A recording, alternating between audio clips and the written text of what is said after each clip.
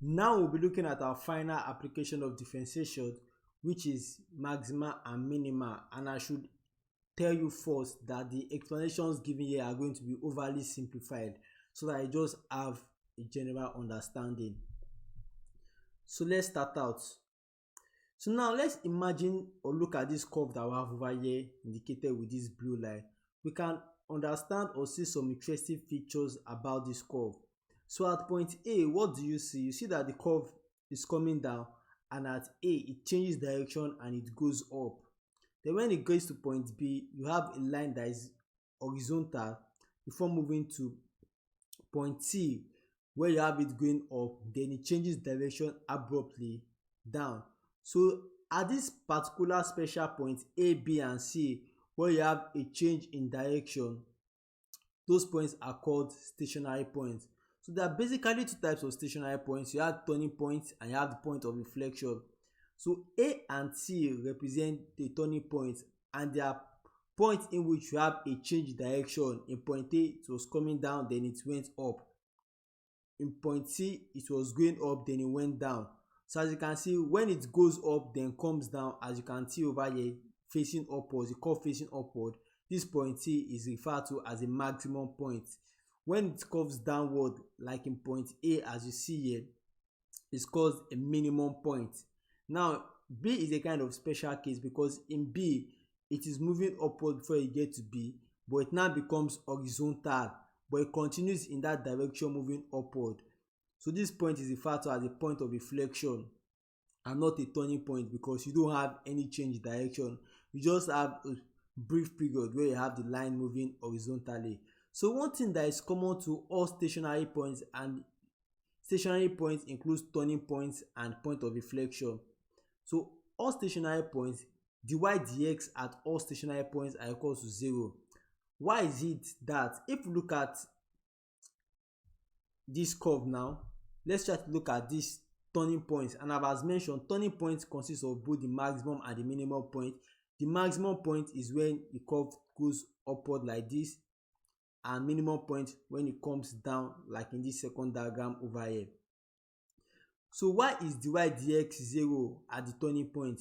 Now if you look at this turning point over here, at this particular point, if I draw a line that is tangent to that point like this, what can you tell me about this line? You can see that this line is what? Horizontal. And what do we know about defining the slope? The change in y over change in x, that is the slope. So what will be the change in y? Since the line is horizontal, my y value will be constant, so my change in y will be 0 even if there is a change in x, and that makes this dy dx to be equal to 0. The same logic applies here. If I draw a tangent to this minimum point over here, I can see that my y is going to be constant, so the slope or dy dx is also equal to be 0. So for turning point, dy dx is equal to 0, and this is a very important property that you have to know by heart. What about for point of inflection, which is also a stationary point? The same thing applies. For point of inflection, dy dx is also equal to 0. So as you can see here, at this point, curve is coming down, they have a brief period of horizontality before it comes down again. So if I draw a tangent to that point, you can see that this line is horizontal and the slope of a horizontal line is 0. Same thing applies here. If I draw a line passing through that point, the slope of this line also is equal to what? 0. So for stationary points which are made up of both turning point and point of inflection, dy dx is always equals to 0. So how do we apply the understanding of that? So this first question asks us to find the turning points of the curve y is equals to x squared plus 2x minus 3x. So how do we go about that? We know that the turning point can either be a maximum point. The turning point can either be a maximum point or a minimum point, which we do not know for now. We are just going to find the turning points of the curve of this. So we are given that y is equals to x squared plus 2x minus 3. So what do? We try to differentiate this function. So dy over dx will be equals to what? This becomes 2x, and this becomes plus 2, and this becomes 0. So now we know I've told you that at turning point,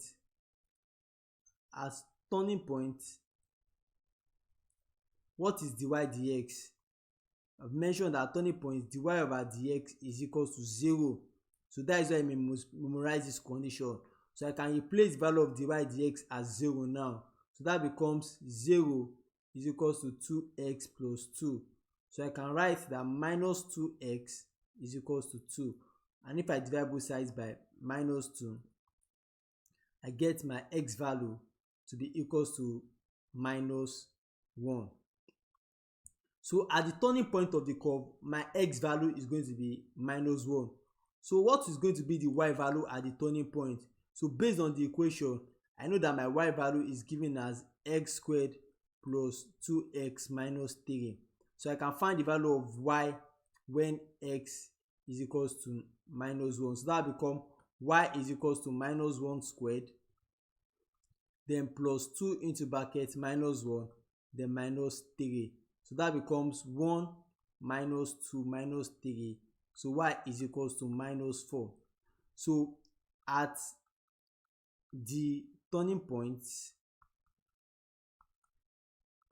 x is what? Minus 1. I'm going to write it in coordinate term, and y will be equals to what? Minus 4. So these are the properties of the point at the turning point. So now to prove this, I'm going to show you the sketch of the curve right now. So now this is the curve that we've just solved, and we found the turning points to be what? Turning points to be minus 1 and minus 4. So let's see if we are correct. So if you look at this curve here, you see it's coming down, then it goes up. So now the point at which it changes direction is this point over here. And what are the coordinates of that point? If I change it to my vertically, I see that the value of x is what? Minus 1. And if I change it horizontally, I see that the value of y is minus 4. So truly, the point at which this curve turn is at what? Minus 1 and minus 4. So one thing to note now is that I don't know if this, without looking at this graph, I don't know if this point is a minimum point or a maximum point. But by looking at it, I know it's a minimum point. So how do we figure that out? We're going to talk about that later after we look at another example. So in this example also, we are told to find the turning points of the curve. So we know that at the turning point, dy dx is 0. So the first thing I want to do is to differentiate this equation. And when I differentiate that, what does that result in? So I have dy over dx will be equals to what? That becomes 3x squared, then minus 2x, then minus 5. So at the turning point, dy over dx is equals to 0. So I can replace with the 0. So I have 3x squared minus 2x minus 5 is equals to 0. So now I can find for the value of x. So using my factorization method, I multiplied first and the last term to get minus 15x squared. Then what two numbers can I add to get, multiply to get minus 15x, but add to get minus 2x, and that will give me what? 3x and minus 5x. So I can replace these two numbers with minus 2x. So what does that give me? So I have 3x squared, then plus 3x minus 5x minus 5 is equals to 0. So 3x is common here, and I'm left with x plus 1. And minus 5 is common here, I'm left with x plus 1. So I have two conditions. I have x plus 1 and what? 3x minus 5 is equals to 0. So let's take out the first condition. So when x plus 1 is equals to 0, what will be my value of x? My x will be equals to minus 1. How about my second condition? When 3x minus 5 is equals to 0, my x is going to be equals to 5 over 3. So now I've gotten the value of x. So here we can see that we have two values of x, meaning that what? We have two turning points. So we know that we have two turning points on the curve because we have two values of x. So now we can find the corresponding value of y for each of those scenarios. So now when x is equals to minus 1, what is going to be y? When x is equals to minus 1, comma, what is the value of y. So we can do that by making use of our expression over here. So we told that y is equals to x cubed minus x squared then minus 5x. So we can substitute the value of x as minus 1. So that results in y being equals to minus 1 raised power 3 minus 1 squared then minus 5 into brackets minus 1. And that becomes minus 1 cubed give me minus 1. Minus 1 squared is 1 times minus give me minus 1. And minus 5 times minus 1 gives me what? Gives me plus 5. So minus 1 plus 5 gives me a value of 3. So now I've solved for the first condition. Now let's take out the second condition. So when x is equals to 5 over 3, what is the value of y? So we can easily figure that out. So using that same expression, so y will be equals to x in this case will be 5 over 3 cubed. I'm putting the value of x into the expression here into bracket 5 over 3 squared then minus 5 into bracket 5 over 3, and it gives me 125 over 27 minus 25 over 9 and minus 25 over 3. And when you punch this into your calculator, you get y value in decimal points to be equals to minus 6.48. So now we can write out the turning points of this curve. So we have two turning points. And what are those two turning points? For the first turning point, when the value of x is minus 1, what is the value of y? Value of y we found to be 3. So this is the first turning point. Now for the second turning point, when the value of x is 5 over 3, 5 over 3 is the same thing as 1.67. The value of y is what? Minus 6.48. So these are the two turning points of the curve. So in the next figure now, I'm going to show you the curve and I'm going to try to locate the turning point. So firstly, I'm going to write out the result that we got. So the results that we got, so we said that the turning points based on our calculation are what? We have minus 1 and 3 and what? And 1.67 comma minus 6.48. So now let's check our graph and see if we got the same answer. So to do that now, we're going to look carefully. So we can see that we have two turning points. The curve was initially coming up, then at this particular point it changes direction and comes down. So this is the first turning point.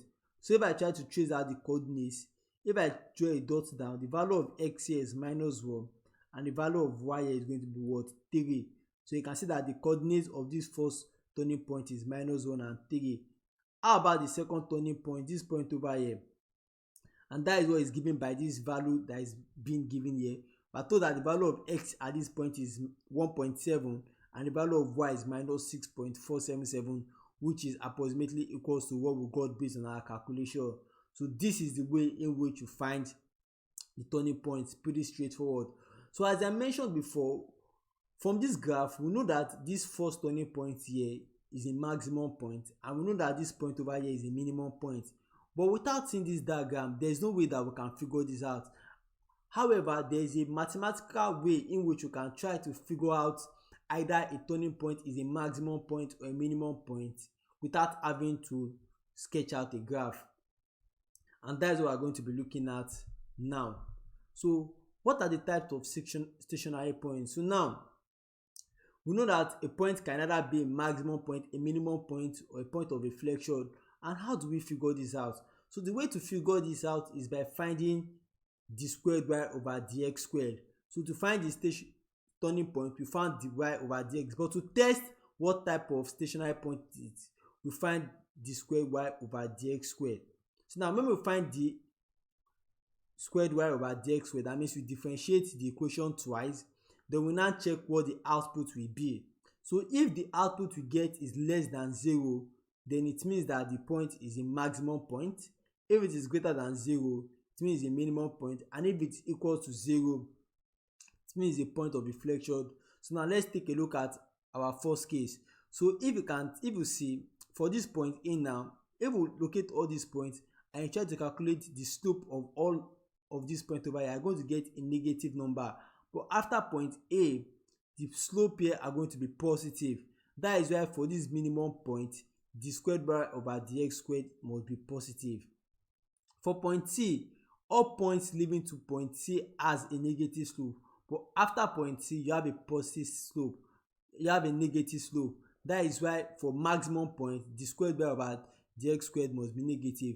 But for a point of inflection, the points before and after have the slope of 0, so the rate of change of y to x must be equal to 0. So you should note at the back of your mind that we do not really use this for calculation. We only use this as a test to identify if our point is a maximum point or a minimum point.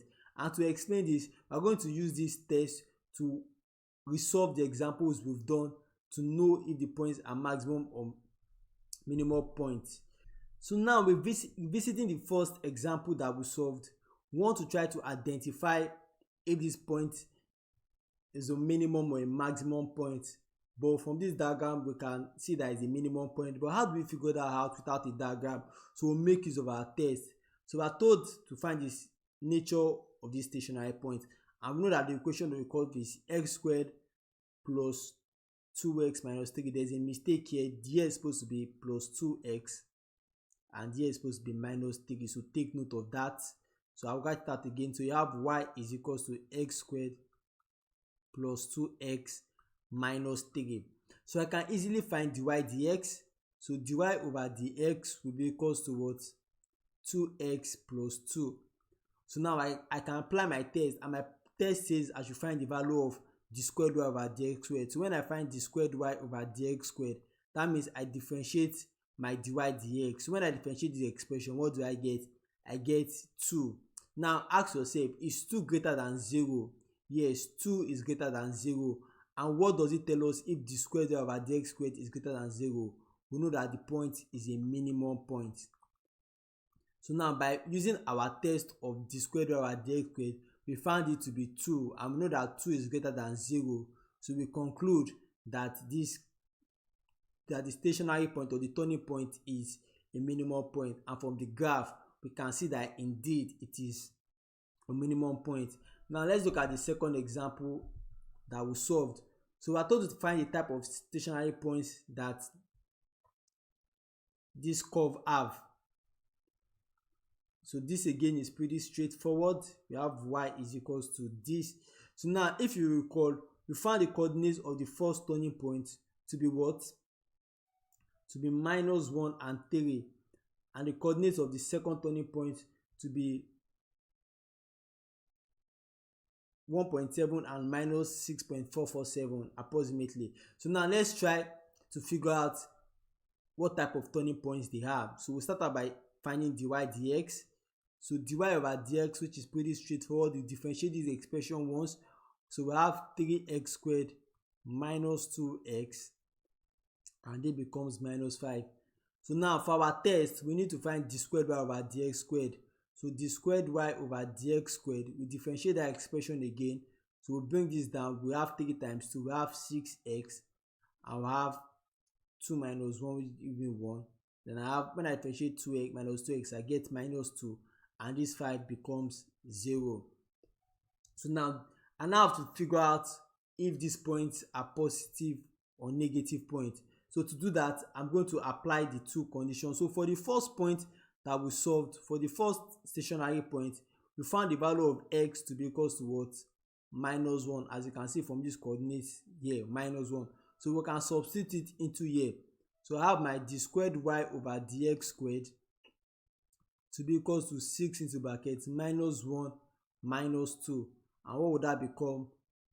That becomes minus 6 minus 2, which is equals to minus 8. Now obviously minus 8 is less than 0. It's a negative number. So what does it tell me about this first stationary point in which x is minus 1? It tells me that this point is a what? Is a maximum point.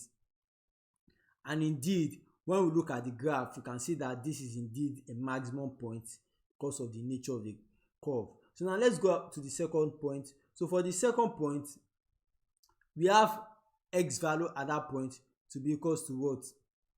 x value to be equals to 5 over 3 in exact terms minus 5 over 3, or sorry, yeah, rather x value, yeah, to be equals to 5 over 3, exactly 5 over 3, not minus 5 over 3, which is 1.67 that we solved earlier on. So now let's try to work this out. So now we can substitute it into our d squared y over dx squared function. So we know that d squared y over dx squared in this case is going to be equals to what? 6 into bracket 5 over 3 times minus 2. So we have 3 here, 1, 3 in 6, 2, 5 times 2 gives me 10, and 10 minus 2 gives me what? 8. So in this case, I can see that my d squared root of my dx squared is 8, which is greater than 0. And when the value of d squared root of our dx squared is greater than 0, what does it tell you of that point? It tells you that it is a minimum point. So, and as you can see, this curve comes down over here, and we can see from the nature of the curve that this is indeed a minimum point. So to recap, we use d squared by over dx squared to test and find out the nature or the type of stationary points that we have. And when we evaluate d squared y over dx squared, if we get a positive number, we know that it is a minimum point. If we get a negative number, we know that it's a maximum point. And as an extension, if we get 0, we know that it is a point of inflection. So this pretty much sums up our discussion on how we use differentiation to find stationary points. So in the next session, we're going to be looking at some past questions so that you can see how to apply the concept of length on applications of differentiation to tackle real jam questions. So let's go on to that.